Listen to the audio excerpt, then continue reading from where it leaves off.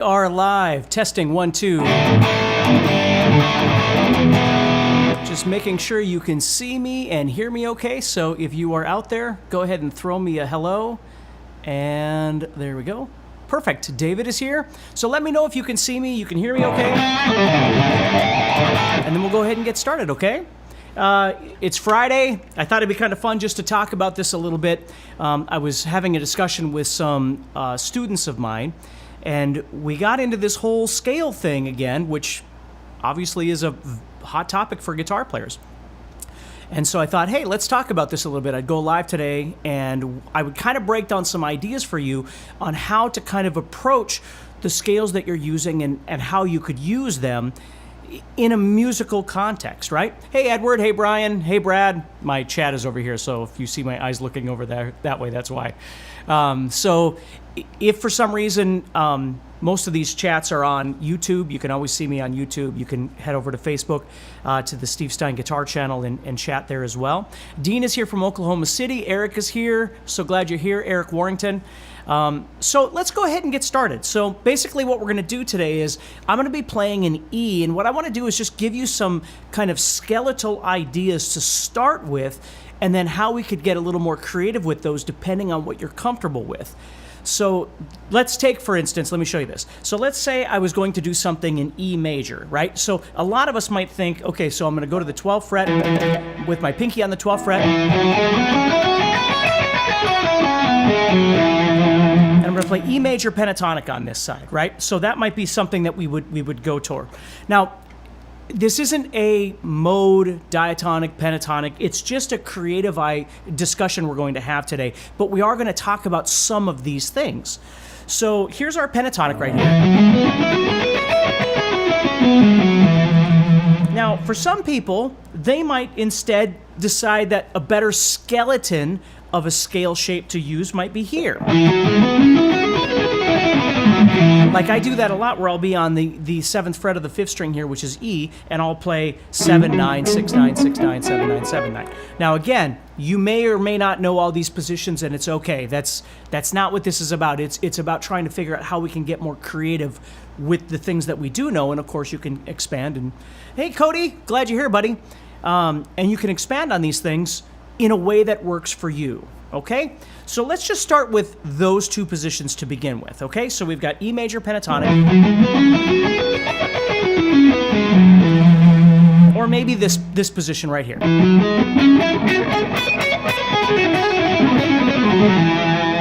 So the first thing you have to do when you've got a position like that is, of course, when we learn how to play scales, we learn to play them up and down, right? Fundamental, rudimentary practice. But the goal then is to get in there and start figuring out how to make something sound a little more musical. So the things I'm going to show you today, always remember that you can mix and match at any time, okay? When we start learning these things, the most important thing is what we're dealing with today is phrasing and note targeting.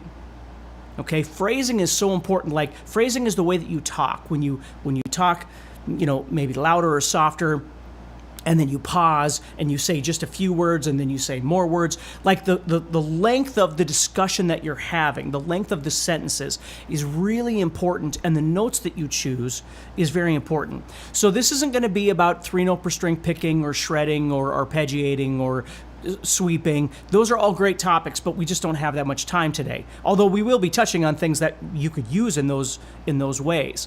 So if I've got this pentatonic scale here, what I want to be thinking about is the phrasing.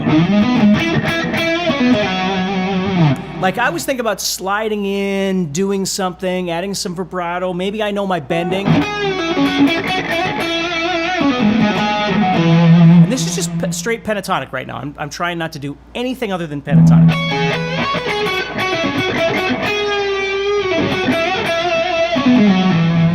Right? So that's the first place to start, is not just learning the scale, but really trying to figure out how to make that scale sing. Now, it's pentatonic, so it might be missing some things that you want to add in later or whatever, and you can do that. But start with something very skeletal and start trying to figure out how you can take that and make it sound more musical. One way is to add simple ideas like a slide or a hammer-on or a pull-off or a bend or something. Try not to do that yet because we're going to get to those conversations. So that's where we are right now. We've got E major pentatonic. Now let's look over here on E minor pentatonic. So I'm going to go to the 12th fret here, and I'm going to play the same shape I just did, but up here on the 12th fret. So here's minor pentatonic.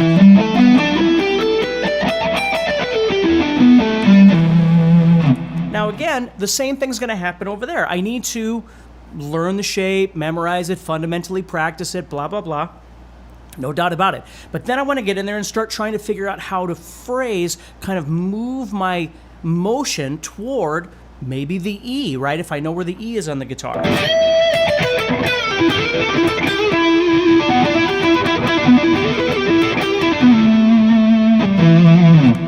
Okay? Just whatever it is you like. Again, slow, fast, it doesn't make any difference. That's not what our topic is going to be, or conversation is going to be about today. So the first thing we're going to do to expand this palette is we're going to turn both of these into blues scales. So if I'm on the minor side, what I'm doing is I'm adding this in.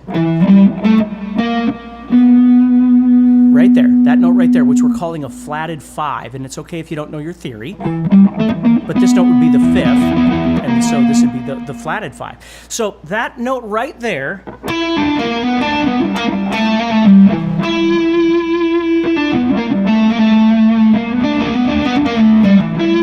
adds a bit of a blues context to it, so they call it a blue note or a blues note. Now I can play that note in the higher octave as well. So I'm playing, there it is again, in the higher octave. So what's really nice about that note is it's adding this dissonance to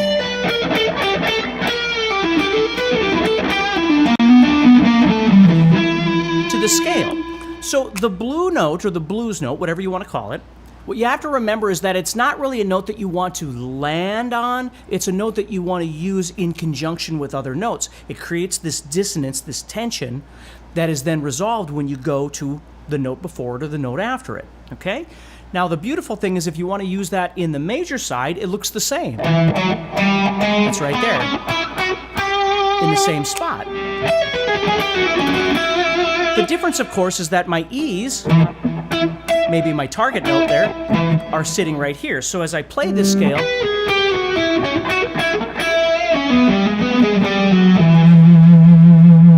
so if you wanted to take whatever situation you're in and you wanted your solo to sound maybe a little bit bluesier, a little more colorful, and it doesn't just have to be blues. It's not like you have to play over blues to play a blues scale. You might be playing something country or rock or even jazz, and you want that kind of tonality, you're going to add that in. The big thing here is we've got this world of major and this world of minor, which very soon here we're going to merge these. So it's going to be a little bit longer conversation than I normally do, but hopefully you're going to get something out of this, and you can always come back to this.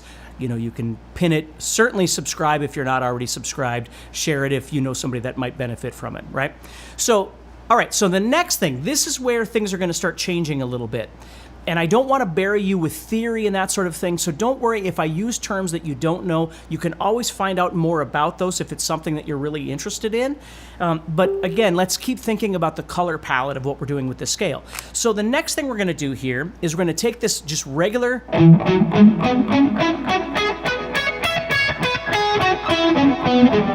pentatonic scale, but what I'm going to do is take one of the notes of the pentatonic and I'm going to change it. So what I'm adding in here is what we call the minor 7th, or the dominant 7th, the bluesy sounding 7th. So I'm taking my traditional pentatonic scale, and I'm not going to play this note, I'm going to play this note instead. And now what it does is it gives a bit larger distance or interval right here, which sounds kind of cool. And of course that's going to happen in the next octave as well.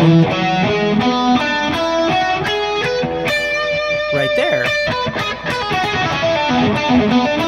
So what's kind of cool about that is when you add in a note like that, your major pentatonic is still there. The blues scale is still there. You can still use all of those things. Remember, you can mix and match. But for a phrase, for a sound, for a color, you might switch that note instead. Instead of playing,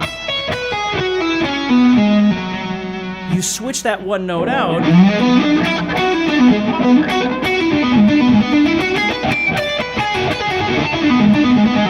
And you get that kind of sound. So it might make for really cool little phrases that you're playing. You're doing something major pentatonic. You go add that blues note in. But then you go.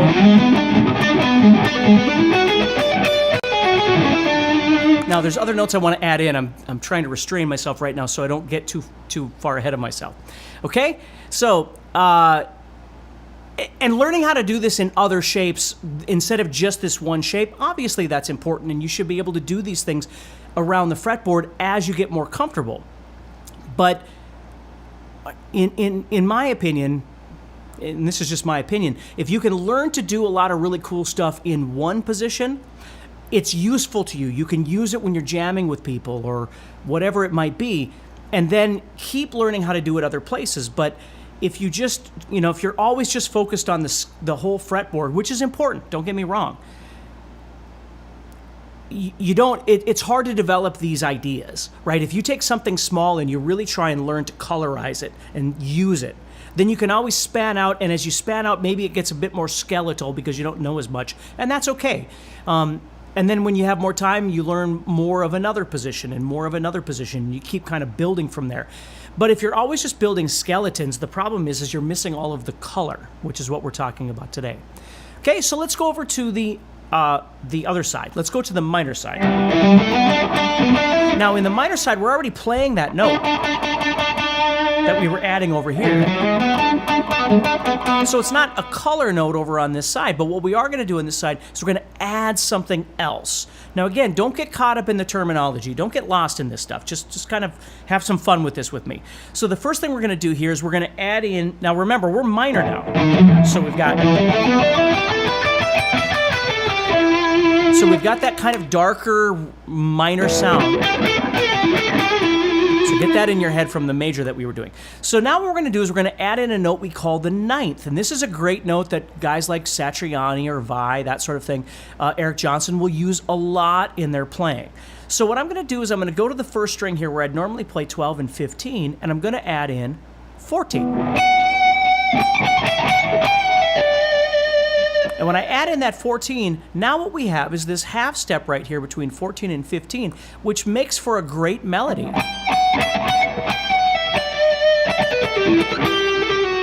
And this is the octave of that. So that 9, or that 14th fret, that 9th that we're playing right there, I'm calling it, the octave of that is the 11th fret of the 3rd string right there. And that almost has kind of an Yngwie sort of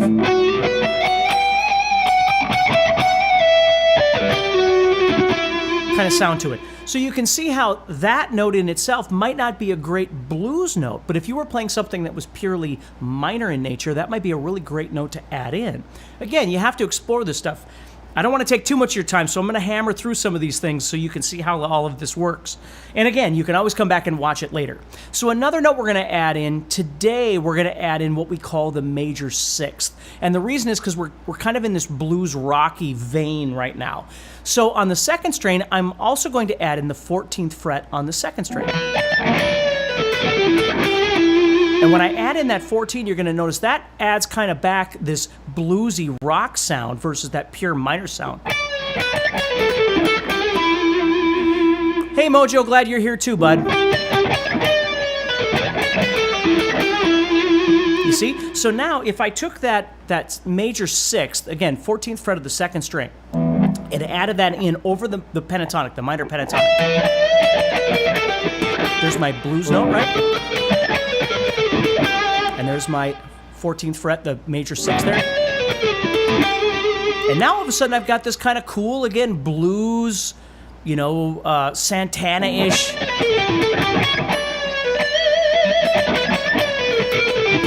Kind of sound. So what I love to do with this note right here, which isn't so pure like that 14th fret of the 1st string you could hear was very melodic. This one's cool because you can do this.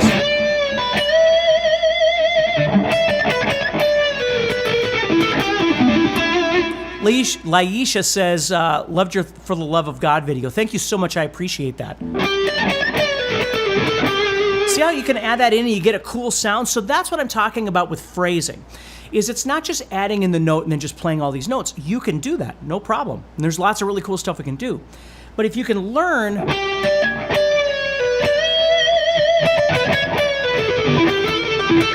See, like right there, I'm going to the blues note, but you'll notice I did it by sliding. And it sounds pretty cool.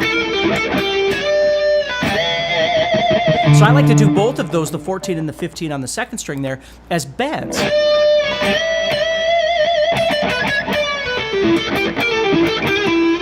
You see, so that's something that you can do. So we've added some stuff. We added that seventh to the major side, and now on this side we added the ninth, which was kind of real melodic, but we've added this major sixth, we call it. And again, don't get caught in the terminology. Just think about what I'm doing. And it adds back in some of this blues flavor, if that makes sense. Okay? So now I want to show you something else that's really cool that you can add in without really understanding why you're doing it or what you're doing. And there's slides. Now, I'm going to go to the major side again, and then I'll go to the minor side. So the major side, let's go back to this again.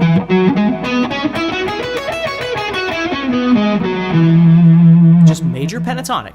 Now, what I want to show you here is how, even though the notes I might be playing might not fit the scale, any scale, what I'm thinking about is how, what I want to do is just add in this nice single, it's a 1 fret slide that I can do from just about anywhere that adds a little bit of fun and flavor that's almost kind of jazzy. So watch this. So if I take this scale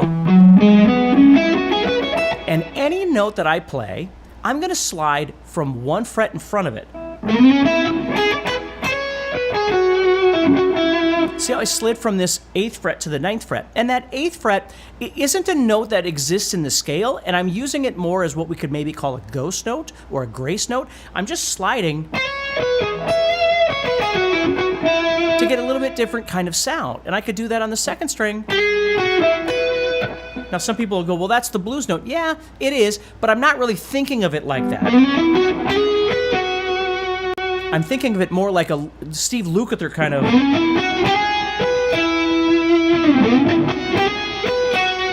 melodic sound. Just an airplane slide, Will. You're absolutely right.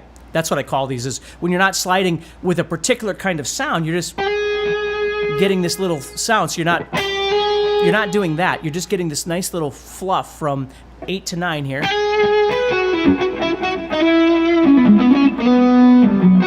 And you can do it on the other side too. You could be up here. Well, sorry, I don't want to slide back just yet. I want to get ahead of myself.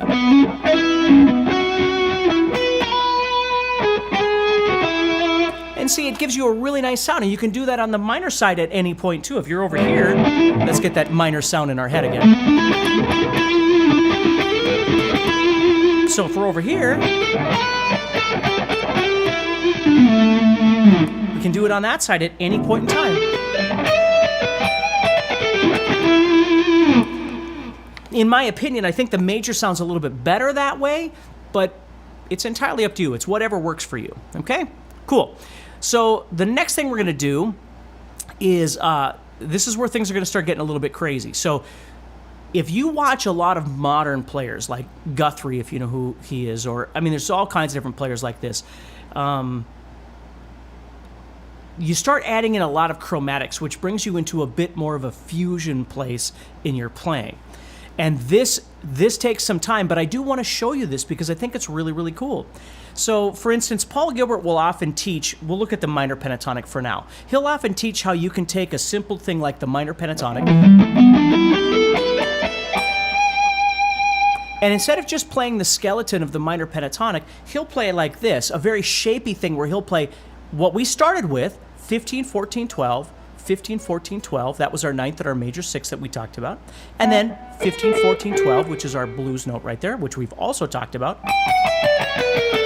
And you'll notice it's a symmetrical idea right there. And then what he'll do is he'll go to the 4th string and play 14, 13, 12. And then 14, 13, 12. And there's our blues note right there. But what he's doing is he's doing the same idea, these 3 notes in a row, here.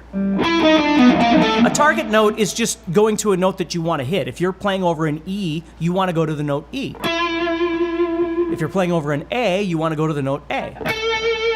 You got to know where the notes are. Now, you might know more about chords and go to a third or a fifth or something like that. That's another conversation, but that's what a target note is. You're deciding you want to, you're driving around the fretboard and you have a destination. Your destination is the grocery store, right? When you're soloing, if I'm soloing over the note E, that note right there that I'm bending is an E. That's an E. That's an E. So you don't always have to go to the E. It's just I'm instead of not going anywhere, I'm just driving around randomly. I start giving myself a directive. I have somewhere to go for a reason. You see? So anyway, let me get back to this. So now what we've got is we've got this shape that goes 15, 14, 12,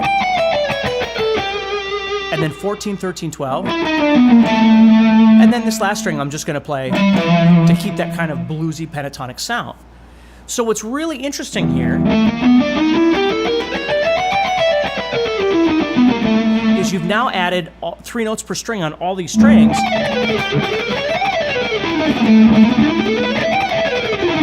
So if you do like the faster kinds of playing, you can get this 3 note per string kind of speed out of your playing by using this. And there's all kinds of different things you could do with this, but you don't have to do that. You might be just looking at this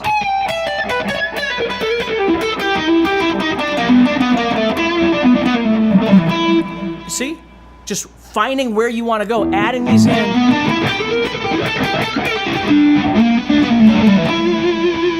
Cliff says he's hungry. Now he's hungry. I'm always hungry. As a matter of fact, pizza is on my agenda for today for lunch. I'm going to treat myself. So if that makes sense, see, all of a sudden you have all of these other notes that you could add in that are not pentatonic, and they're not necessarily coming from any one particular scale. They just sound really, really cool. So that's a way that you can expand on the minor side. Now the major side, there's lots of different things you can do, but I'm going to show you something that I use a lot, and I've seen other players do very similar things. I'm going to go back here.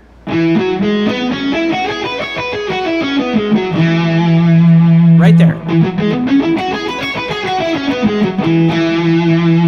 Okay, so we have, I'm playing major pentatonic, 7, 9, 6, 9, 6, 9, 7, 9, 7, 9. That's what I'm playing right there.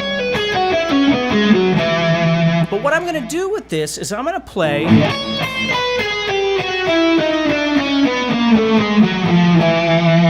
literally a chromatic in between everything here. Now, I would never just play that. Okay, but those are all the notes that I'm seeing in my head that are available for me to think about phrasing in a particular way. So if I was going,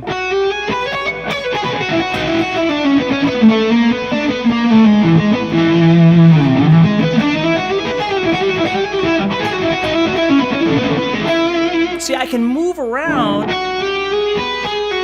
Now, I don't have to use them all the time. That's the whole point, is I've got that skeleton sitting right there. But at any time,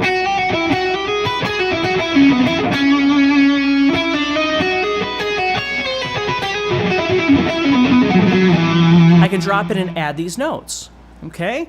So the other thing I'll do is I've got 7, 8, 9 here. I'll add in the 10s as well. So now it gets even wider.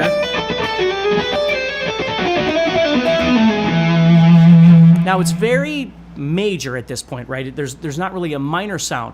But if I was to do this, when I get to the end of the phrase, right here, instead of going to this, if I went,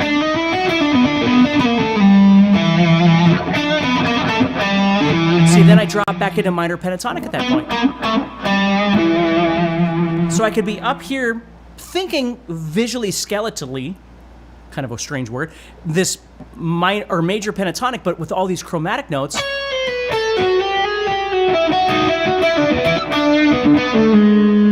But instead of going to that note, I go to that note, and all of a sudden it produces this kind of minor sound again. So there's so many different things that you can do, and this is just the tip of the iceberg of things that we could be talking about. The reason why I want to talk to you about this, we're going to just wrap this up so I don't keep you here all day. is that when I was a kid and I was learning scales, and this was long before there was an internet and all of those sorts of things, I understood that you were only allowed to play a certain scale at a time, and that scale had to be right, and you couldn't play notes that weren't part of that scale because it was wrong. Like you don't know what you don't know, right? And growing up in a small town, I didn't have a lot of reference around me of people that were going, no, you could do all kinds of things. I just had whatever anybody was telling me at the time. And certainly not early on, but a little bit later, the guitar magazine started becoming popular. But even they didn't really go into this creative stuff. It was always like, well, here's a song by Rat. Learn that, right? And that's kind of what it was. And so I didn't really learn this until later, okay? That's what you want to be thinking about a little bit, is how to add all of this stuff together, okay? And how it works for you. So take care, stay positive. If you're interested in learning more, you can always head over to guitarzoom.com. We now have the Guitar Zoom Academy that you can check out. We've got some amazing teachers where you can take one-on-one lessons, all kinds of different things. So take care, stay positive. Hopefully this helped you.